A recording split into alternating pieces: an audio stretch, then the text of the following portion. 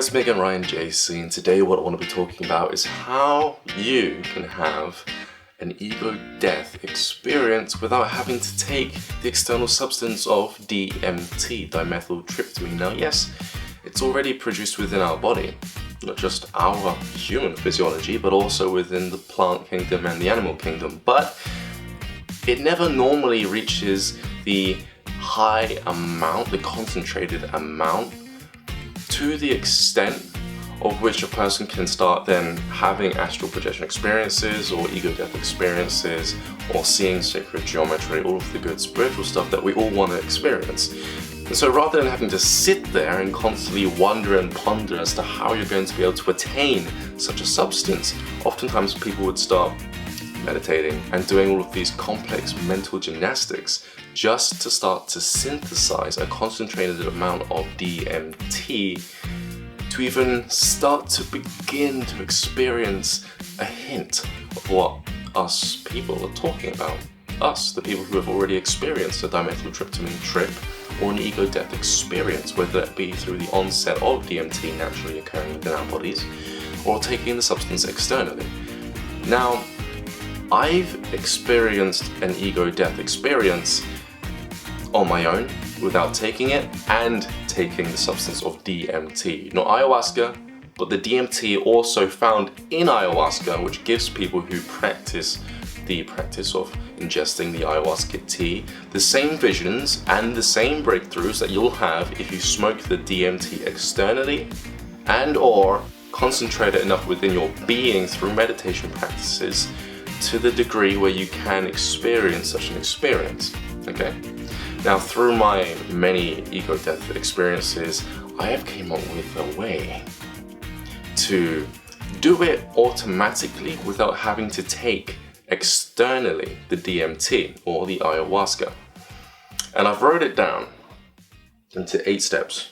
So on this side, here it is. And I'll read it out to you guys. And you guys can try it out. Now, before I wrote it down to tell you guys how to do it, I was deliberately having an ego death experience without taking it in this same way through my meditations. I was able to consciously shift my awareness into different states of consciousness in order to have an ego death experience. This was because I could remember how I did it on the substance, okay? So this is the closest method that I know of when it comes to inducing an ego death experience. This is because, well, it comes from me, a memory machine. So let's get into this, okay? Oh yeah, one more thing. I'm gonna make this an available PDF for you guys to download on my website, ryancropper.com. If you click on products, this will be the free product. I'll just put it there and you guys can click on it. It will download straight to your desktop or wherever it is that you want to download it to. It will be there, okay? So you could either keep going through this, you can print it out like I have here, or you can replay this video, okay? First off, everyone's a little bit different. Everyone feels tired within different moments of the day.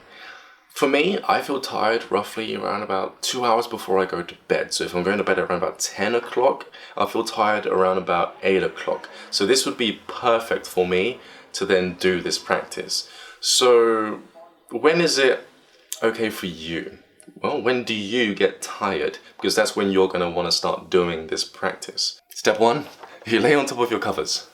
Just lay there on top of your covers. Now, whilst you're laying on top of your covers, it doesn't matter if you feel uncomfortable, you can move. Don't try to restrict your movements. Don't try and stay dead still. If you feel like itching, itch. It's best to get it out of the way so that it doesn't come up later on and you don't get hot, you don't get fidgety, and you don't want to move or give up. When you feel hot and fidgety, you want to move. So subconsciously, your subconscious mind is going to try to convince you to stop the practice just so that you can itch. And then you'll probably think, okay, I'll do it later on when I have more time, or okay, I'll get back to it now, it's too late now, it's over and done with. Your mind will start to go down that pathway of, I'm not going to do it because I want to itch. Don't listen to those thoughts. Why? Because we're not going to get into those thoughts. Because I'm telling you guys, okay, if you want to move, if you want to itch or move. Just don't switch from being on your back to your side. That's important. If you want to lift a leg up, have your leg kind of bent, that's fine. If you want to have one arm behind your head, that's fine. As long as you're on your back in some position, it's okay, because you'll be comfortable. So don't try to restrict your movements. Just lay on your back on top of the covers. Number 2, if you could remember any dream that you've ever had, what would it be? Okay? And more importantly, what role did you play inside that dream?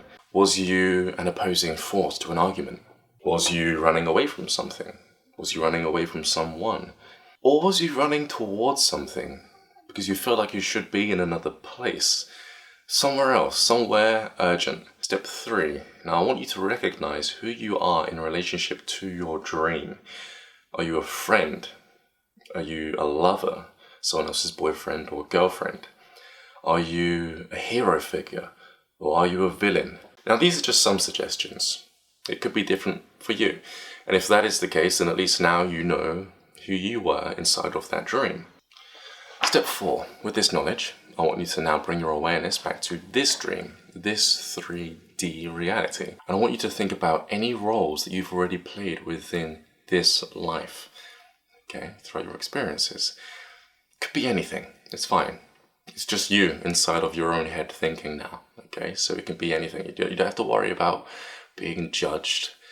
You know, you could really go in deep and be honest with yourself. What roles have you played? Even if you've not been proud of the roles, be honest with yourself. Step 5.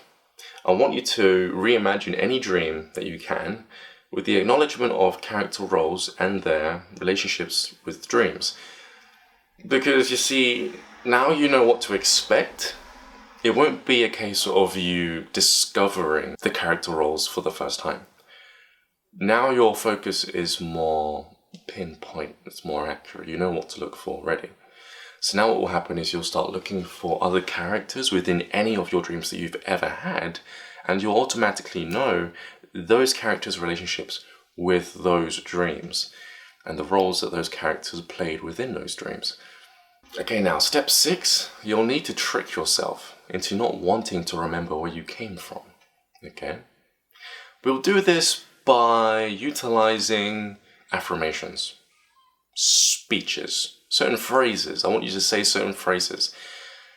The reason for this is because it will create barriers, subconscious barriers, which will prevent you from accessing your memories, who you are, your friends, where you are, anything that has to deal with 3D, this dream, or this character to be more precise.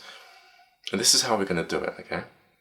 But first, before I tell you how to do it, I'm going to have to tell you when you need to do this, okay? Whilst you're observing your characters in the many dreams that you've already had, okay? If you're observing the characters, you need to pause, stop observing them, and then you'll need to think these phrases, okay? Don't say them verbally, but think them inside of your mind. Wait, where did I come from? It's fine. Well, I'm not the person I was observing. I know this much to be true. Maybe I'm just this. Just awareness. I'm okay with this. I'm okay with not needing to know. I'm sure I chose to be in this current situation for a purpose. I'm not waiting for nothing because I made no plans. I had to embody different characters because without them, I am nothing. I understand what I'm feeling. Therefore, I won't bother using words. Step 7. Choose to forget who you were looking at. It's okay not to remember. And then just sit in the state of thought. Thought meaning feelings, intelligent feelings. They're your feelings because they're your intelligence. Intelligence meaning your consciousness. You'll become the feelings and that's how you'll think. Okay, now for step 8, you'll want to stay in this state, okay, until you break through. And that completely depends on how well you've already done the previous steps. You'll end up experiencing what it feels like to let go of all of the attachments to 3D once you break through.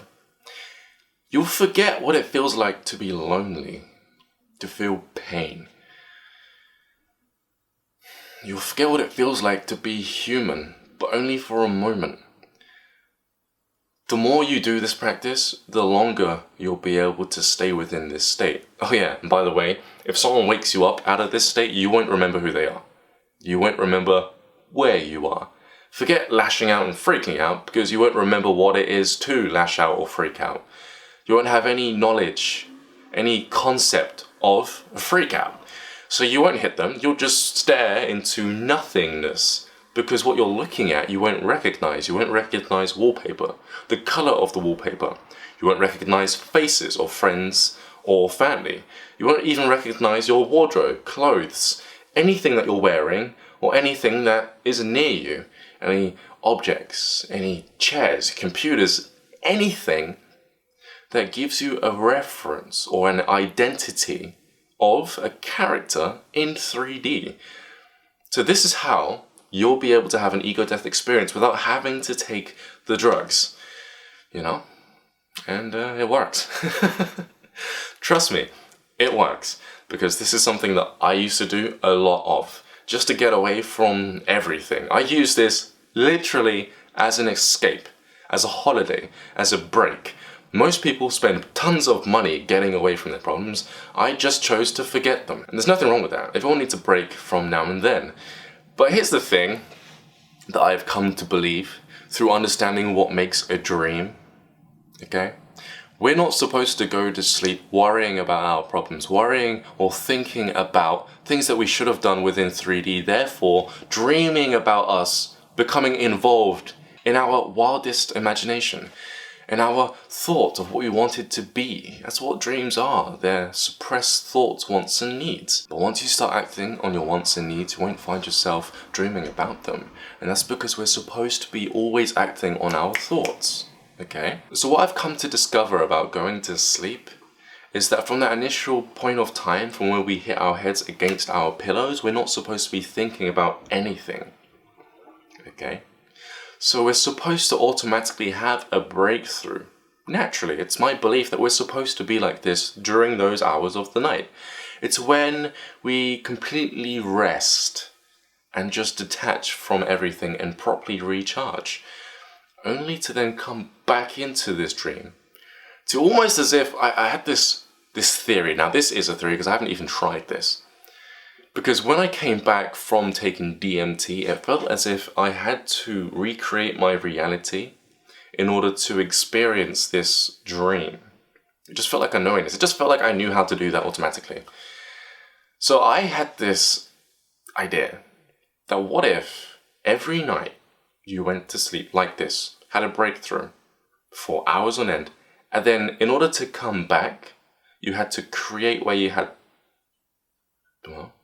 to exist. And then by creating where you had to exist, what if you remembered whilst you were breaking through that you had to change something about your pre-existing reality?